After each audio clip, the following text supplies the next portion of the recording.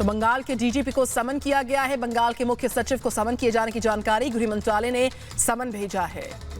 तो ये बड़ी खबर आपको बता दें, सुरक्षा में चूक को लेकर के ये समन गृह मंत्रालय की तरफ से भेजा गया। इससे पहले जो राज्यपाल ने रिपोर्ट गृह मंत्रालय को सौंपी थी उसमें साफ तौर पर सुरक्षा में चूक की बात का जिक्र था। ऐसे में सवाल ये उठता है कि जब आपको पहले से ही जेपी नड्डा के कार्यक्रम की पूरी जानकारी दे दी गई थी कि वो कहां से कहां जाएंगे, किस रूट से गुजरेंगे, हर जानकारी पहले जब दे दी गई थी, बावजूद इसके सुरक्षा में इतनी बड़ी चूक कैसे संभव है? और गृह मंत्रालय का इसको लेकर के बेहद कड़ा रुख सामने आया है। 14 दिसंबर को पेश होना होगा। सूबे के डीजीपी को गृह मंत्रालय की तरफ से समन जारी कर दिया गया है। इससे पहले अभी कुछ देर पहले ही इस पूरे मामले पर जो रिपोर्ट मांगी गई थी केंद्र सरकार की तरफ से, वो गवर्नर ने सौंपी है रिपोर्ट। जिस तरीके से कल ये पूरा घटनाक्रम हुआ और जेपी नड्डा के काफिले पर पथराव हुआ, हमला बोला गया, उसके बाद रिपोर्ट मांगी गई। सुरक्षा में एक बड़ी चूक जो है सामने आई है। जब तयशुदा कार्यक्रम आपको जेपी नड्डा का मालूम था, तो फिर कैसे इस तरीके से हमला हो सकता है?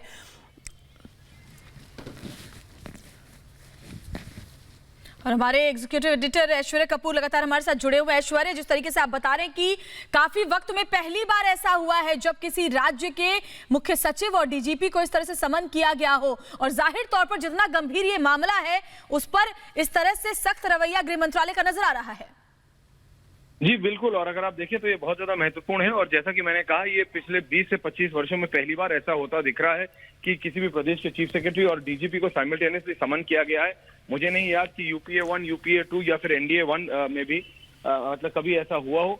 नरेंद्र मोदी सरकार की भी पहले जो उनका पहले 5 वर्ष थे उसमें कभी ऐसा नहीं हुआ। उसके चलते ये बहुत ज्यादा महत्वपूर्ण है और ये दिखाता है कि पश्चिम बंगाल की असली हालत इस समय क्या है। ये दर्शाता है कि पश्चिम बंगाल में जो लॉ एंड ऑर्डर सिचुएशन है वो कितनी खराब हो चुकी है कि पहली बार चीफ सेक्रेटरी और डीजीपी दोनों को एक साथ समन किया जा रहा है। ये बहुत ज्यादा महत्वपूर्ण और बहुत ज्यादा संवेदनशील है।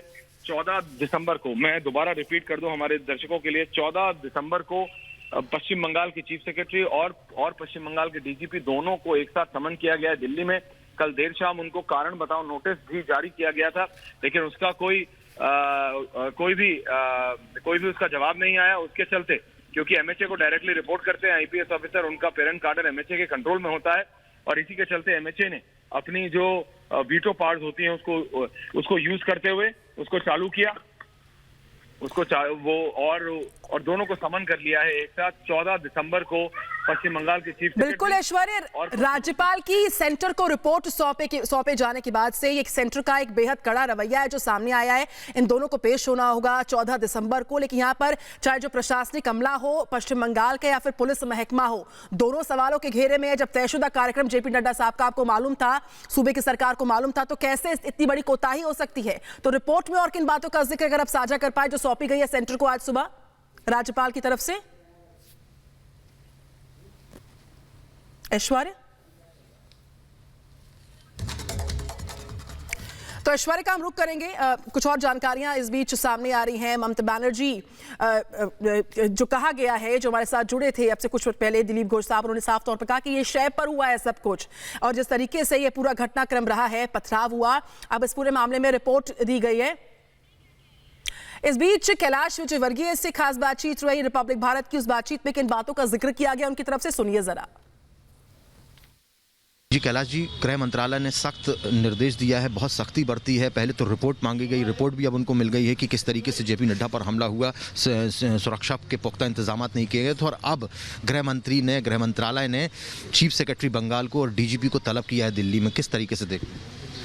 नहीं, बहुत ज़रूरी है ये। देखिए, ऐसा है कि यदि इतनी गैरजवाबदार सरकार हो, जिनको की जानकारी देने के बाद, इतला करने के बाद भी यदि वो एक राष्ट्रीय स्तर के नेता की सुरक्षा नहीं कर सके और उनके ऊपर जानलेवा हमला हो जाए। कल यदि कल्पना करिए आप कि बुलेट प्रूफ गाड़ी नहीं होती तो क्या होता, और आज हम किस कंडीशन में इस देश में खड़े होते। तो निश्चित रूप से बहुत बड़ी लापरवाही थी, और इसके लिए जिम्मेदार तो सरकार और सरकार के बैठे हुए अधिकारी तो हैं ही। गृह मंत्री भी अब आने वाले हैं, बहुत जल्दी आने वाले हैं, तो अब आपको क्या लगता है कि अब सिक्योरिटी फोर्सेस की ज़रूरत बहुत ज़बरदस्त तरीके से पड़ने वाली है बंगाल में? क्योंकि बीजेपी के तो हर व्यक्ति पर घात लगाए बैठे हैं। या तो सरकार को सुधरना होगा, या सरकार को जवाबदारी लेना होगा, या फिर केंद्र सरकार हम आगे स्टेप लेगी, क्योंकि इस प्रकार हिंसा हमेशा तो नहीं चल सकती, कहीं ना कहीं से रोकना होगा। चाहे भले इसमें राष्ट्रपति शासन भी लगाना पड़े, तो इस बारे में केंद्र सरकार को विचार करना पड़ेगा। बिल्कुल। तो आप लोग अब पूरे तरीके से तैयार हैं कि अब कोई किसी भी परिस्थिति में बीजेपी अब पीछे नहीं हटने वाली? नहीं, हम तो नहीं हटेंगे। हमने कहा है कि हमें सरकार बनाने के लिए, बंगाल को बचाने के लिए हम तो देख रहे हैं हमें कितना बलिदान देना। और बिल्कुल। तो लगातार भारतीय जनता पार्टी के जो लोग हैं वो यही कह रहे हैं कि कुछ भी हो जाए लेकिन हम पीछे नहीं हटेंगे। और खबर ये निकल कर आ रही है कि गृह मंत्रालय ने पश्चिम बंगाल के चीफ सेक्रेटरी और पश्चिम बंगाल के डीजीपी को तलब कर लिया है दिल्ली में, और ये पूछने के लिए तलब किया है कि आप बताइए कि कैसे एक भारतीय जनता पार्टी के राष्ट्रीय अध्यक्ष और राज्यसभा के सदस्य, वो ऑलरेडी हैं उच्च सदन के, उन पर Z+ सुरक्षा जिसको प्रदान है उस पर इस तरीके से कैसे हमला हो गया, कितनी बड़ी चूक रही सुरक्षा में। इसको लेकर अब जो गृह मंत्रालय है वो रिपोर्ट भी तलब कर चुका है और अब जवाब मांगा जाएगा आमने सामने चीफ सेक्रेटरी और डीजीपी से। Over to you. तो देखिए, कैलाश विजयवर्गीय का साफ कहना है कि जानबूझकर टीएमसी के शह पर पुलिस इस तरीके से तमाशबीन खड़ी रही और टीएमसी कार्यकर्ताओं ने इस तरीके से हमला किया। तो वहीं इस बीच जानकारी मिल रही है जिस पर नजर लगातार आपको बताएं, पश्चिम बंगाल के दौरे पर गृह मंत्री अमित शाह जाने वाले हैं। 2 दिवसीय उनका दौरा 19 और 20 दिसंबर को बंगाल का रहने वाला है। कई सारे कार्यक्रम वहां पर रहने वाले हैं जिनमें शामिल होंगे गृह मंत्री अमित शाह। तो 19 और 20 दिसंबर को बंगाल के दौरे पर रहेंगे गृह मंत्री अमित शाह। पहले भी हाल में ही वो पश्चिम बंगाल गए थे। अनुज हमारे साथ जुड़ चुके हैं। अनुज, क्या तयशुदा कार्यक्रम गृह मंत्री का रहने वाला है? 2 दिवसीय दौरे पर 19 दिसंबर को पश्चिम बंगाल में होंगे अमित शाह। जी बिल्कुल, देखिए दो दिन का ये दौरा गृह मंत्री अमित शाह का रहने वाला है बंगाल के अंदर, जिसमें वो कई बैठकें करेंगे। 19 तारीख को बंगाल पहुंचेंगे और 19 से 20 तक का ये कई मीटिंग रहेंगी। लेकिन सबसे महत्वपूर्ण ये है कि देखिए, उससे पहले 14 तारीख को चीफ सेक्रेटरी और डीजीपी को होम मिनिस्ट्री ने तलब किया है। होम मिनिस्ट्री ने दिल्ली बुलाया है क्योंकि जो हाल ही में घटना हुई बीजेपी के राष्ट्रीय अध्यक्ष JP नड्डा के साथ, जिस तरीके से हमला देखने को मिला, उसके बाद साफ नजर आ रहा है कि क्या कुछ स्थिति बंगाल में बनी हुई है, किस तरीके से हमला, जब Z सिक्योरिटी जिनके पास है, जो कि अध्यक्ष हैं। अनुज, मैं लौटूंगी आपके पास जानकारी इस बाबत हासिल करेंगे। हिमांशु भी हमारे साथ जुड़े हुए हैं। हिमांशु, लगातार आप कोलकाता में बने हुए हैं और आप साक्षी भी रहे, गवाह भी रहे जिस तरीके से कल टीएमसी कार्यकर्ताओं की गुंडागर्दी सामने आई। फिलहाल क्या तस्वीर वहां से निकल कर आ रही है हिमांशु?